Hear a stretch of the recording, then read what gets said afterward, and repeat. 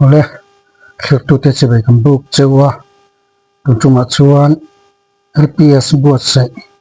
Nulian Inchai Hmuhnawm tak mai kha kan clear ho don ani Mahindra XUV 3XO Mizo Inchai title fight sang ni somni palin Nulian Inchai kanen don tuna ka ko chua tur remparon chuak tur hi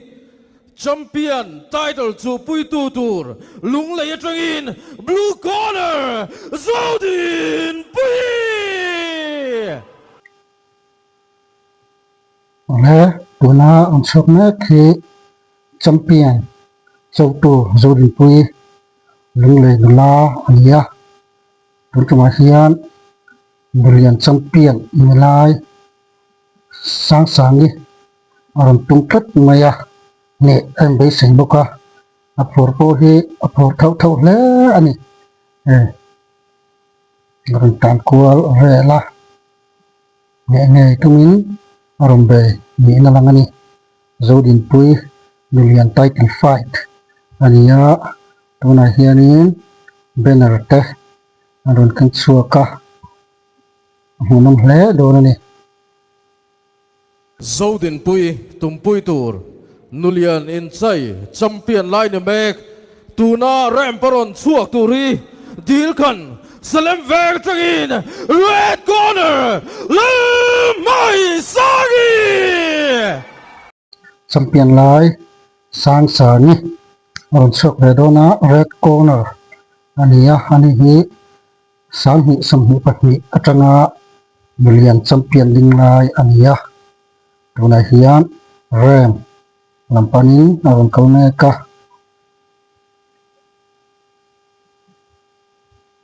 aron kau thau donani sang sani Nulian title fight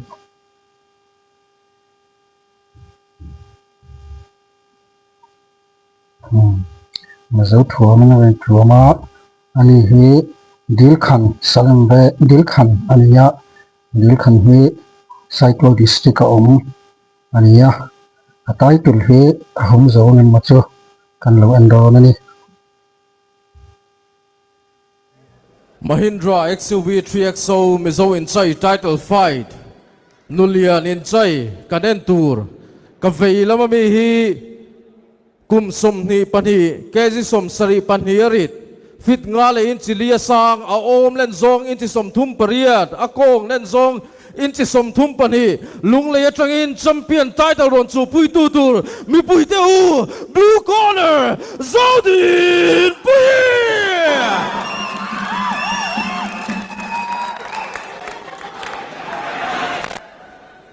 ZODINPUII'N tumpui tur ka ding lama mi hi kum som ni pakhat kezi som riat pathumarit fit nga le in chi thuma sang a om len zong in chi som li pathum a kong in chi som thum pasari DILKHAN Salem veng atangin kan champion lai red corner LALHMINGSANGI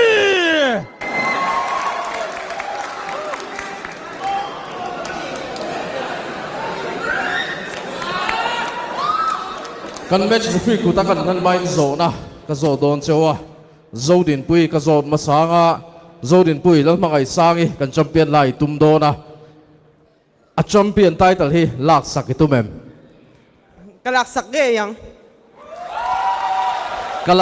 nge yang tin a changa enge LALHMINGSANGI I chan le na le ka title humla hi no pang min lak sak mai thein ni lo a Hmuhnawm don Nulian Inchai title fight hi thonga anin tum do na tuna chuan kan match referee kuta kan la ne ole tuna hian Mahindra XUV 3XO Mizo Inchai title fight sang hi som ni pali clear meka tuna hian Nulian Inchai kan endon ani kan match referee hi Zore Lian ani hi kan senior coach ani Mizoram Wrestling Association hoi te po hian tuna tale of the tape LALHMINGSANGI DILKHAN Salem veng hi kum som ni pakharania kezi somriat pathum ania fit nga len chi thum ma sang ania awom hi somli pathum akong som thum pasari ani chuan ZODINPUII'N Lunglei hi kum som ni pahia ni a keji som sari pahia rit ani fit nga le in chili asang ani a ti chuan akong aom hi somthum pariat ani a akong hi somthum pahi ani ole thokhatna tana engen an don ani anni hi te minen ril heido amaro chu mangai sangi red corner zok hi champion line ya emi te poi Hmuhnawm tur kan ti te sing mi khan ya ole am tho te tuma tinge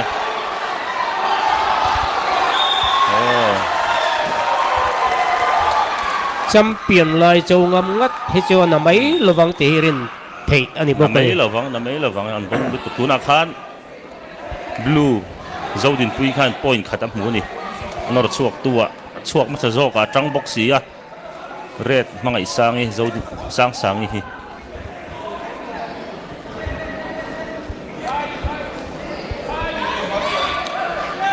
mấy chia hi Mizo Inchai mấy chia hi tho ngan khel do na ni pa hi tho som ram som kon tiang kha khel do na ni Mizo mi pui mi titlai tu lena wangota chak ni lo tha hrui nga lai ya mi pui ma chuang ngam ngat chin hi chu an neu lo wani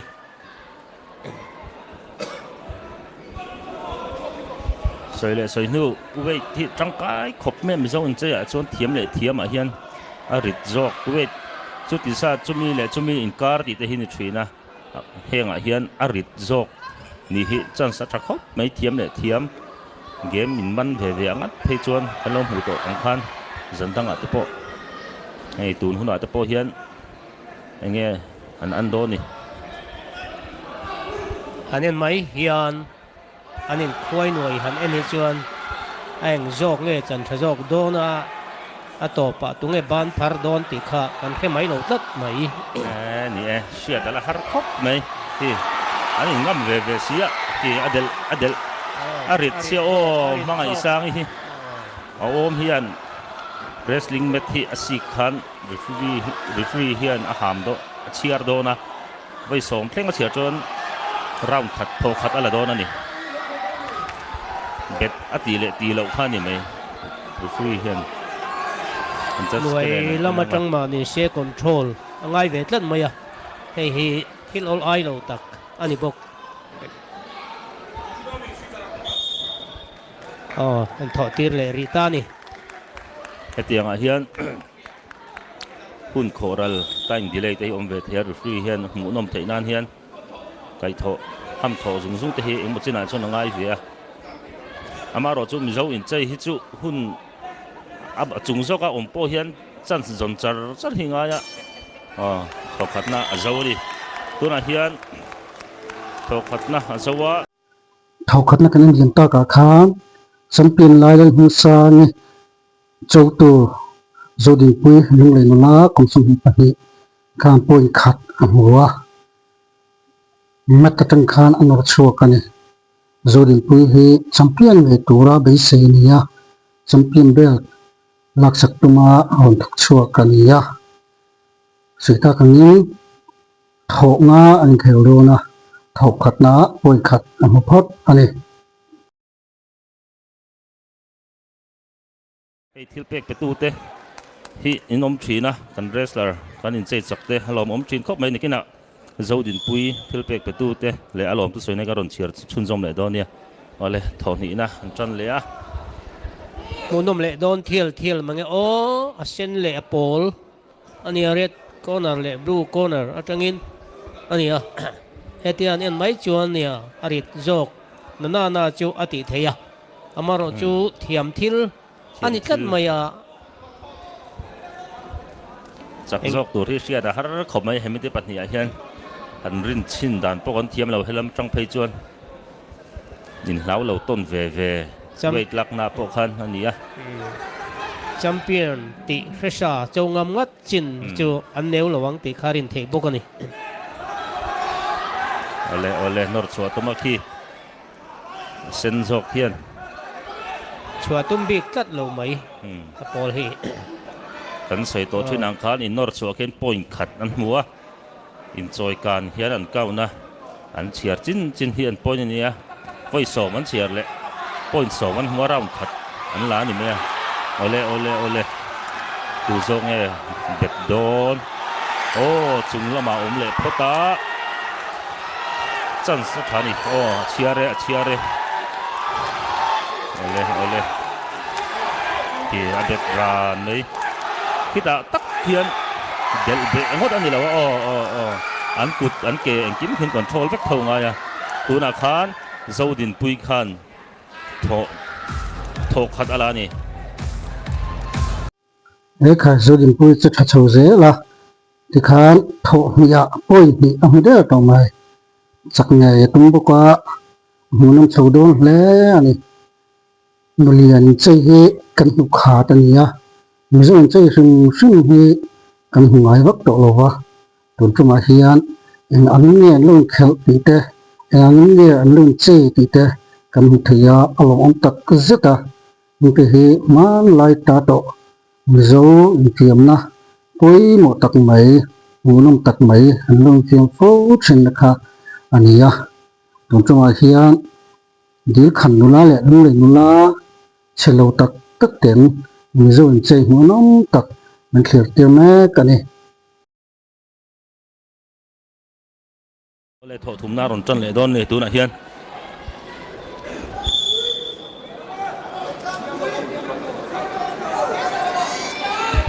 thonga in be tur ani wangin tuna hian chak jok tur le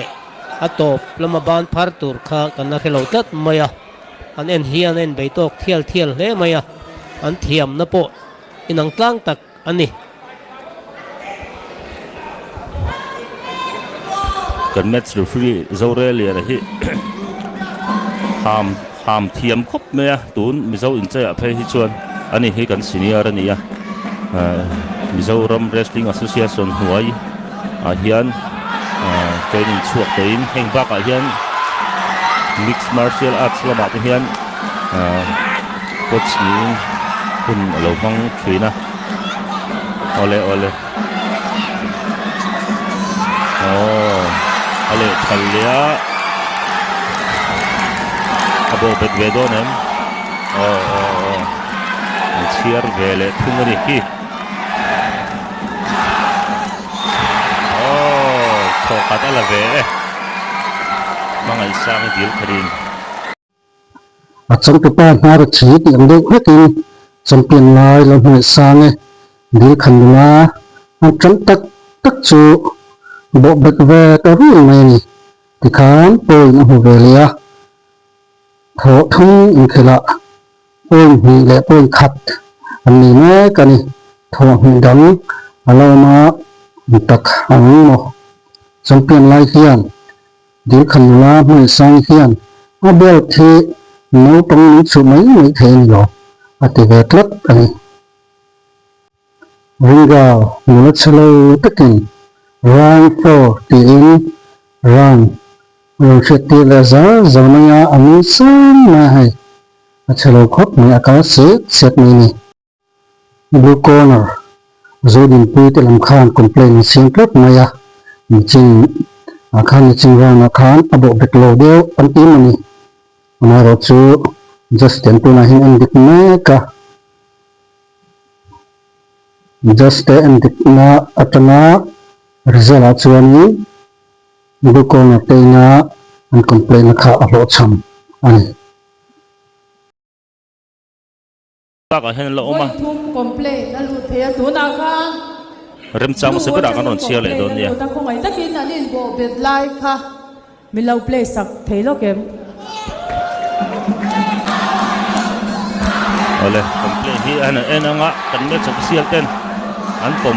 lo ani mai mi pui au hian eng ma kong ro su lawa kan match official ten uluk takin thutuk na an siamanga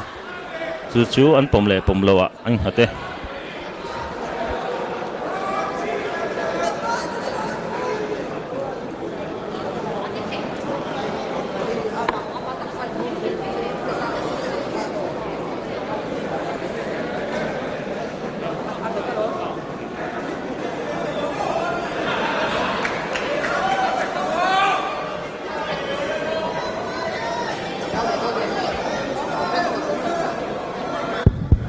Oh, complain met chairman le judge pathum min kan thira bo be thap ti adilava dan bua che thei lava sia ma wangin complain na lo thing lo ani ole tu han complain an complain ngan hot ding lawa an dar bet thut hi ni lem lawa che thei lawa an control be khan ha account tur nia bet si thap pi chu an mu top ani lo chon thil har sawe ta kari an tiang vek chon an om lam pang khani boka enge putheng khai hu dan tun an complain chung chang an bo be dan vel ta kha an en non le thei vek ania tuna dan kha anan soita ka khan danina arenti chin ani wangin kha a fel lo na om mang eu ka ti kan met official han thu na dik ta kan siam nei nga sia kai po lo mu dan ni an lo rin dan ani he lam tang chon engma thu na hi sia lo siam be chi po ni lo kan rin dan kan mu dan om bor vel te ha kan sei vel ani he lam tang chon mo ni khai le kha an in bo be kha chiar khan voi som chiar ve kha an chan kha alo nia an in be lai nen hian voi ni hun ni an la ne ya ain chai ma nen khan rin dan thiam har ta sipai bang kan bo le tamap mai le rin dan thiam har ko be im te ke le anin he tok box hin chau box ki chung lama tan ngot pon ni lo nuai lama tan ngot pon ni lo wa ti dan kong dang hian dap reng mai ni hi mo zuk bo ngot thi ni lo ma wait ngot po hin ni lo mo von tur eng tin mo ke po hin da na tur big te hi lo ne ya an in mor chwa lo na de po kan an ke de ke lo anula an udda dan te ki an in dau vel an dau kwal vel ani an khup te an ban an ke eng kim hian mang tang kai vek thiam ani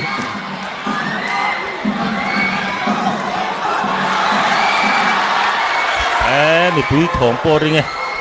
a chung so ka han om hian an au dual zel me nuai lama tang ko hian an control tlat thei maya ke thei lo siam thei thowani ya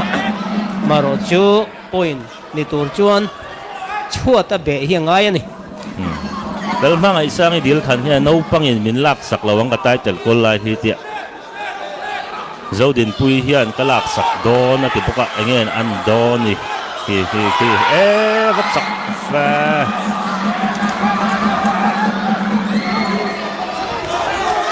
Lunglei lam pang hi an chak thei rio wai pu cha ba hau khan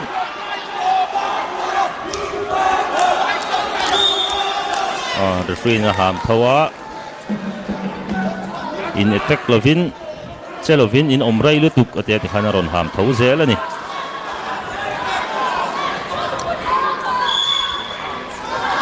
aha thak ani tharum ne na anin be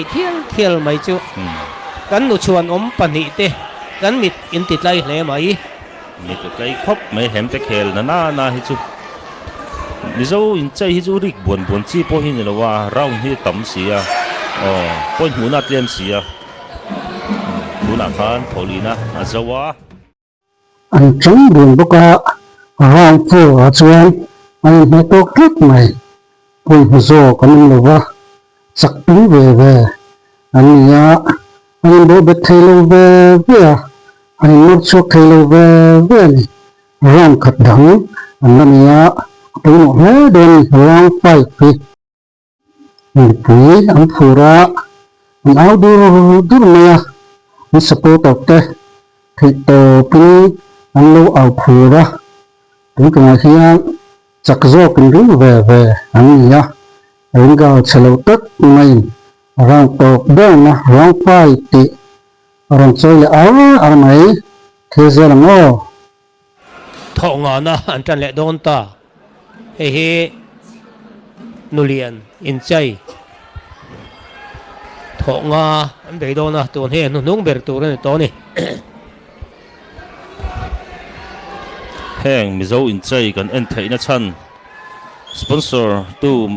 te hi han chiar le nga Mahindra XUV 3XO Mizo Inchai title fight sang hi som hi pali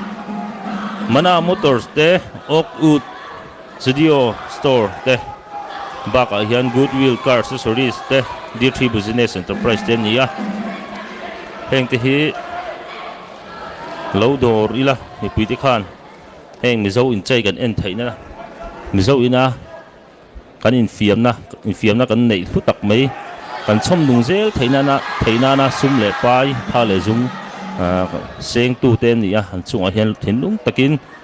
Mizoram Wrestling Association hingpon lom thu gan soini ole thonga na nia last fight ani tun hi last fight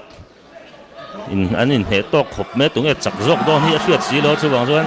an thanei zong hian hmanangai tun huna hian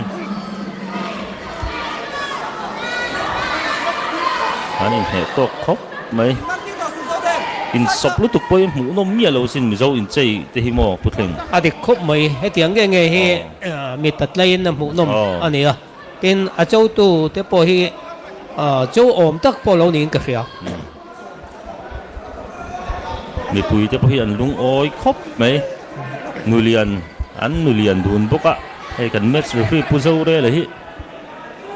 alang lian lo khop mai ni hi palian tak mai ni kan match referee hi mo alang lian lo khop mai thom no chunga hian in alian ani NI hian alian ani in rin siak mai lo chu ti tur kan nei lo le tu này hian tunge che thajok do na tunge han chiar sak ko don kan khasi lo an thiam dan le an tharum nei da nai nang bok si sen le bo bet ve to le hala mo tun rau hi poi mo khopang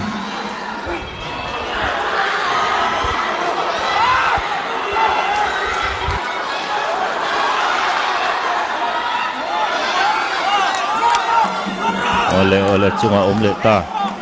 tin nghe bo bet le thei ngem o nghe nor chua tum jok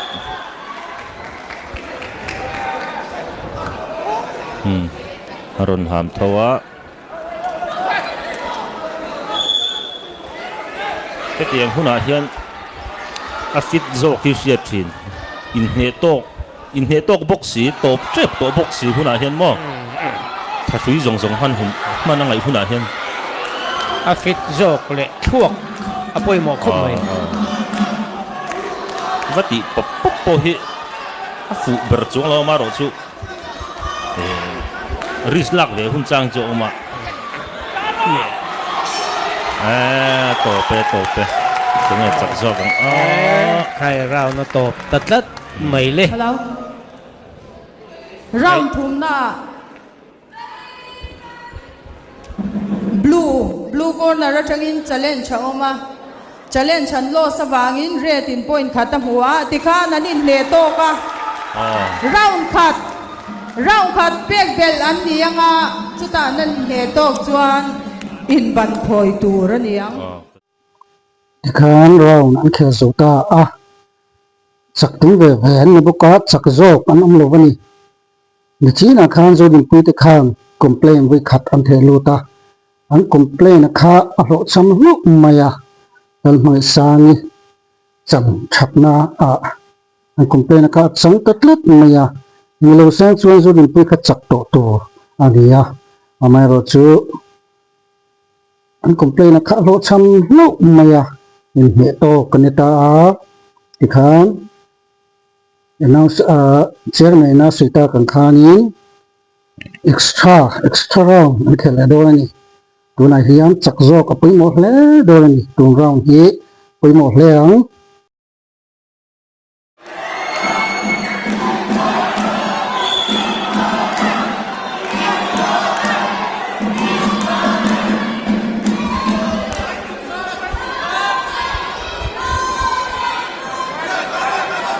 ayang zok po hi ring ila kan ring sual lowang hantila achak zok om lo the ni si lo vale tu zok po hi chak sen chak kan thu tila an soi sual om lo va an thu ve chak hi zo wang chon chak tu po chak seng chak kan thu ti to me an thu ve ni ni anh in pe da na trăng hiền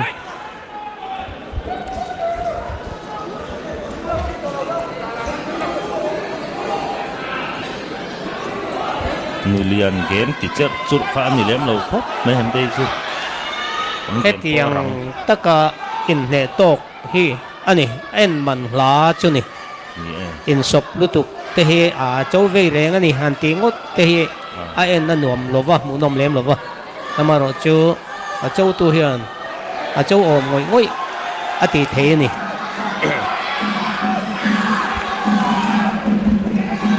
về tổ ngang này anh tiếng yêu tổ khóc mấy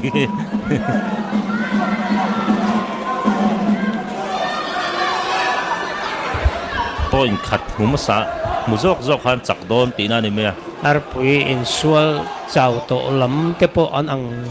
don mấy chào tổ điều này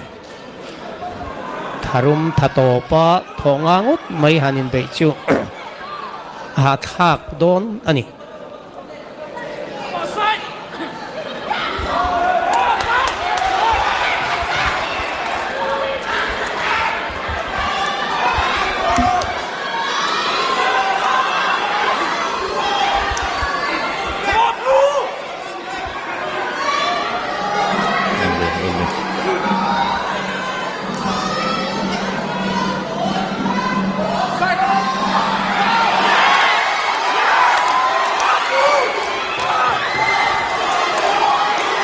chuộc đôn nghe bộ bề tung đôn nuôi nó mà trong khiên control đôn nghe ban khi alo còn về ngar ngar bộ cái nó bọc sọc trên nick in cái đồn về anh nia in ven thiam về bốc xía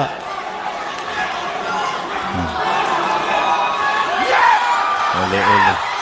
nó chuộc đôn em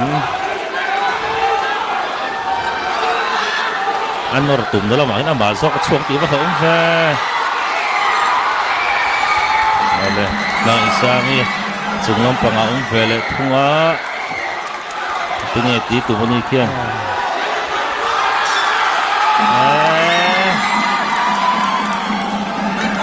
hun nó tộc, hun nên cái gì à, à câu mà phan hun nó tộc, thì khan anh hệ tộc cá, Mizo ina in ban phôi cái tí mang khan anh elo nó nè. thô nga khel ania ani ne to ka wangin tho khat pek bel le nia an lei ne to ka wangin in ban phoin a chak zok zon ania anh nó chuộc lek lek chỉ na anh nó chuộc thấy đủ rồi anh bộ thiệt cả anh bộ bek thấy ta liếm rồi thì khán extra nó bộ chak zok kan lo tlat mày tu này hiền in ban phôi in chak zo kan zong do này Hmuhnawm don le mai tun hi last chance tak no ani ke zelang official ten han ti china han shila chen khati chon hai mei chia ten nia la shelo la thiam vak ko te pon ni mei the shil chok ngai te po chen khati chu ani vele chok thina amaro chu wrestler an nia in choi te le hetiang nge movement dewa han om hi chu hetiang movement han om hi chu tle ma thil har hi chu ni lutuk lawa timing hi poimo ve thunga in ban phoya hi chu he tikhian han shil chop zelanga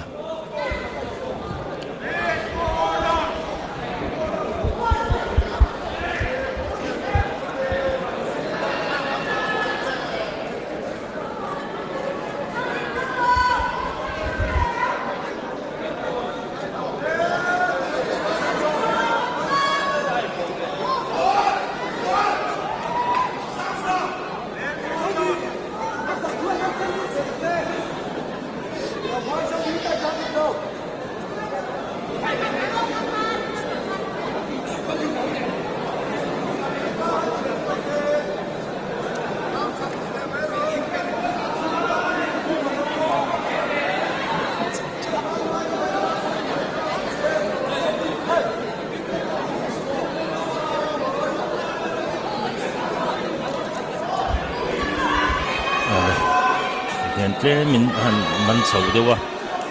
heta po hian chak du lua ta te po hian mi tam tak pon nia หันพักการเดียวเนี่ยเช่นขัดไปเจ้าหันเชียดเทียมเราเดือดเดียวที่ออกมาคุณtitle fight มีอันติเคร์ลว่าพอเห็นคือดังอินดิจินัสแต่พอเห็นไม่เช่นใจเฮียนเฮตียงอินบันพอฮิติขาดเดียวไม่อันนี้ตัวน้อยเพจนไว้ขันหน้านี่ไม่เท่นี่ลำหูมองเราเรื่องนั่นเองพอโอเล่ทีนี้ตีโดน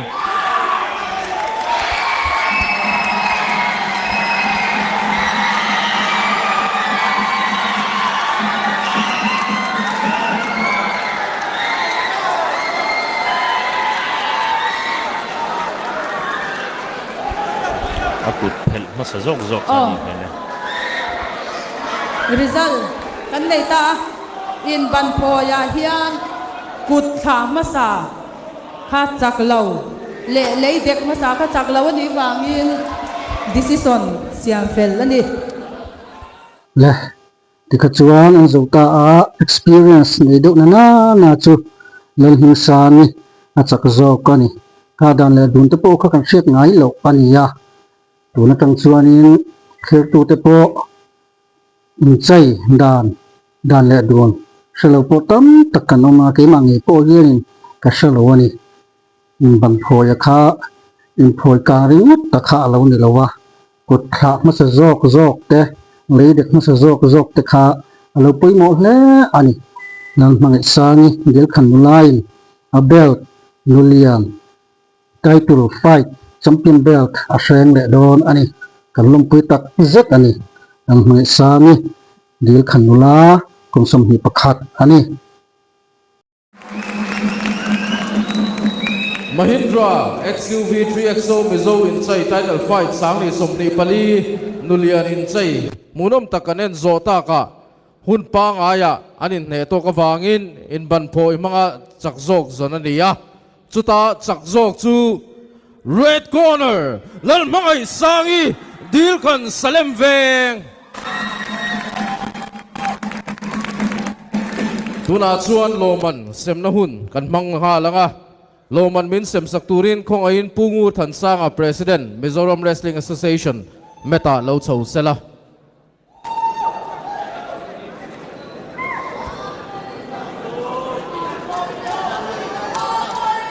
champion Lian poisa fai cheng singa le champion belt adonga tin achak lo zokian poisa fai cheng sing thum adonga ni tuna chuan lo man na turin ZODINPUII'N Lunglei lo somela lo man lak chungin wa takin mi puiten kut Beng in lo mang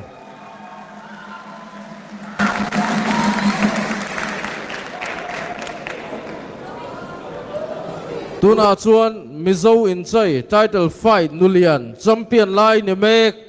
kum sang ni somni pani atanga champion kum sang ni somni pali title fight a champion ni bok LALHMINGSANGI DILKHAN salem veng lo man turin kan some